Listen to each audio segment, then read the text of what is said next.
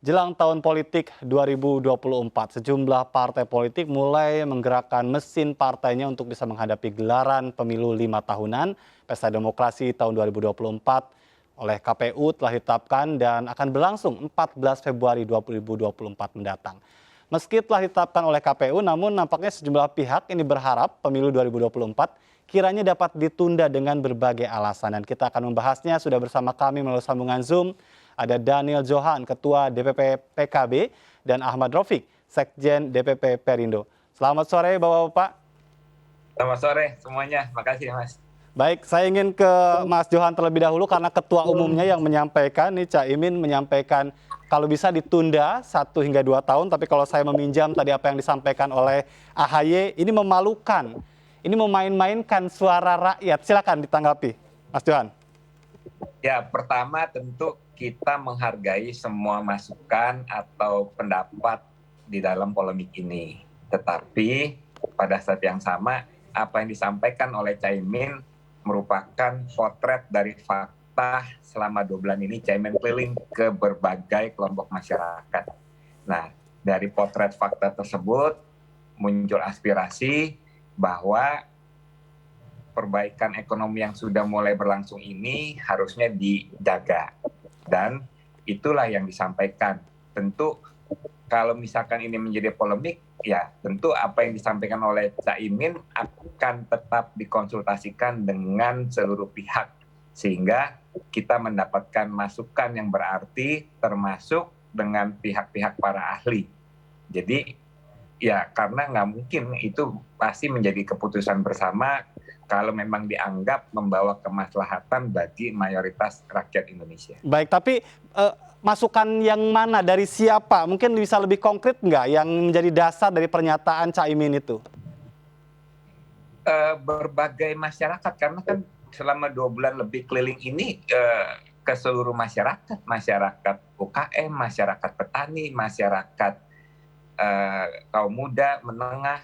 Jadi memang keseluruhan, nggak ada spesifik. Baik, dan itu yang disuarakan oleh mereka begitu, menurut PKB? Ya, salah satu yang ditangkap atau salah satu yang disampaikan adalah seperti itu. Baik, saya yakin juga Perindo juga turun ke masyarakat, tapi bagaimana pendapatnya Mas Rafiq? Apakah setuju dengan pernyataan yang tadi disampaikan oleh Mas Johan?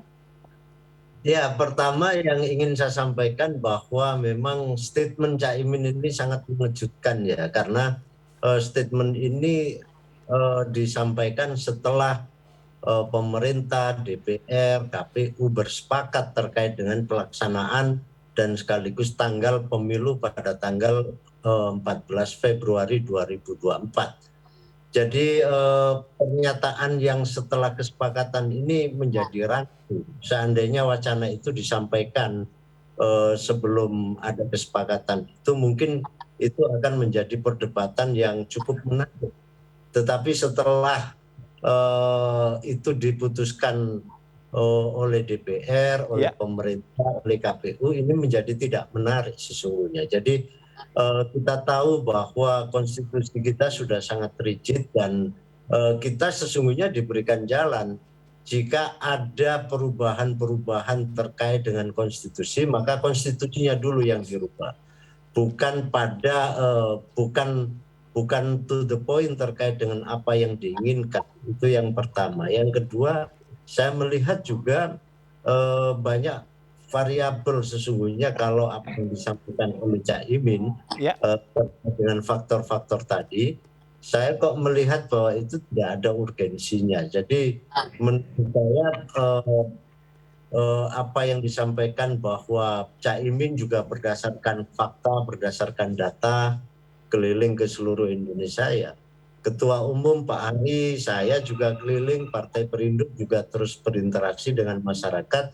Justru keinginan untuk melakukan menepati konstitusi itu menjadi sangat kuat, karena itulah yang menjadi bagian dari kekuatan kita dalam berbangsa dan bernegara.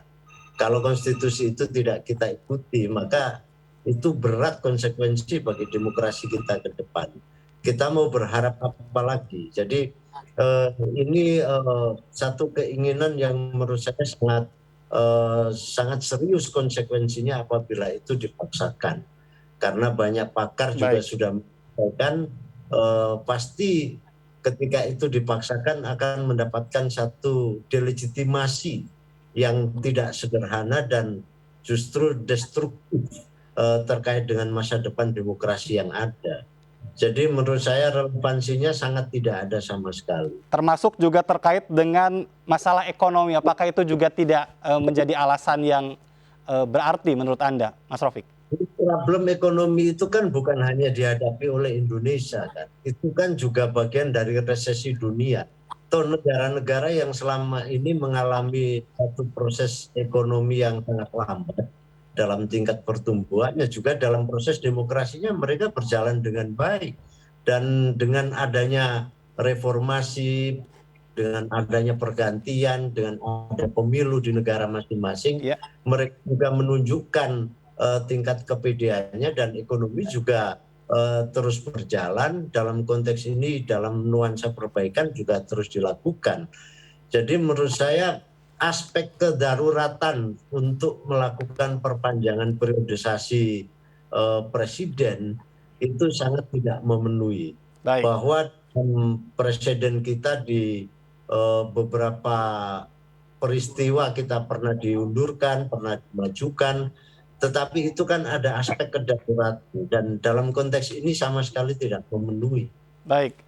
Mas Johan, tadi juga menyimak dari apa yang disampaikan oleh Mas Rofik. Ini justru resikonya akan sangat besar. Tidakkah PKB berpikir juga tentang delegitimasi publik dan kekacauan politik juga bahkan akan lebih besar terjadi jika ini ditunda?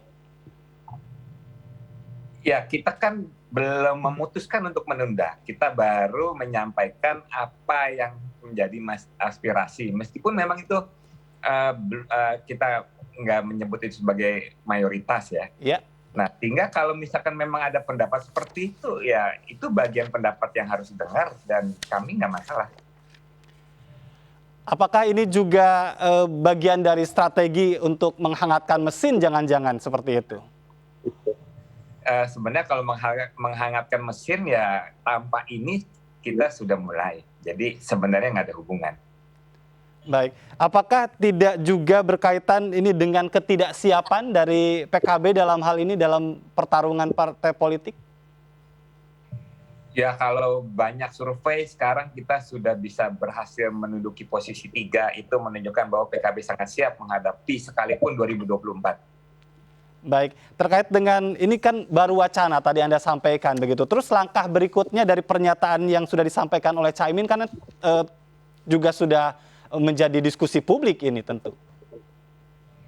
Ya tentu yang disampaikan akan dikonsultasikan dengan para pimpinan partai. Akan dikonsultasikan selama keliling ke masyarakat, juga akan disampaikan apakah ini benar memang menjadi aspirasi.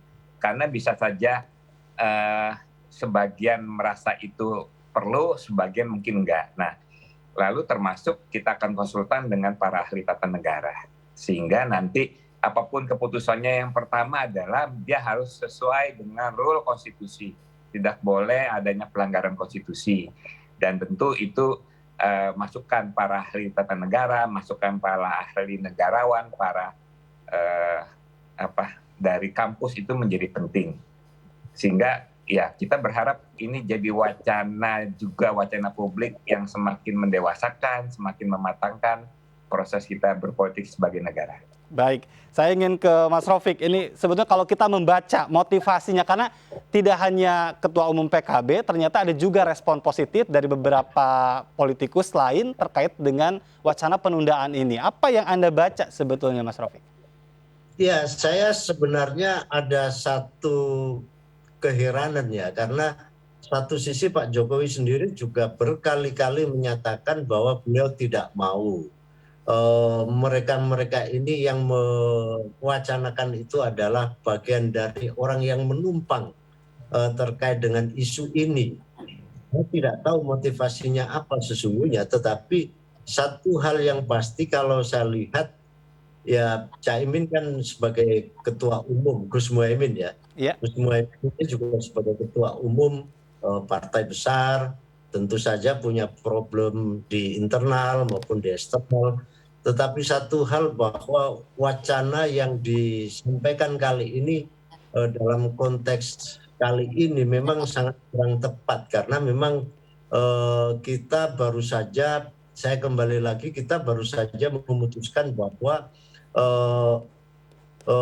pemilu telah diputuskan pada bulan Februari tahun 2024 dan itu keputusan resmi, keputusan yang sudah menjadi bagian dari kesepakatan secara keseluruhannya. Tetapi kenapa itu juga ada proses pengingkaran? Satu sisi yang lain saya juga melihat bahwa memang ada agenda di luar itu yang menurut saya hanya Gus Muhaimin yang tahu apa sesungguhnya isu ini digulirkan. Karena dari isu yang disampaikan Gus Muhaimin ini, PAN juga ikutan, Pak Erlangga juga menyampaikan dapat aspirasi dari publik. Tetapi kan juga ramai-ramai partai-partai yang lain juga menolak. Jadi ini sepertinya ada satu keinginan bahwa soal pilpres, pertarungan soal pilpres ini yang mendasari ide ini, karena di dalam survei-survei terakhir kan memang, saya mohon maaf, Gus Muhaimin, Pak Erlangga dan beberapa tokoh lain itu kan masih di bawah dari gubernur-gubernur yang eksis hari ini. Nah mungkin itu juga bagian dari strategi, saya tidak tahu, tetapi isu yang digulirkan terkait dengan penundaan pemilu ini sesungguhnya sangat berbahaya sekali. Baik ya, nanti saya ingin minta tanggapannya dari Mas Johan. Jangan-jangan karena tadi butuh waktu 2 tahun setidaknya ada penambahan waktu ya untuk pemanasan begitu. Tapi nanti kita harus jeda terlebih dahulu dan kita juga ingin lebih jauh mendalami tentang agenda di luar itu. Jangan kemana-mana, kita akan break terlebih dahulu. Kami akan kembali sesaat lagi.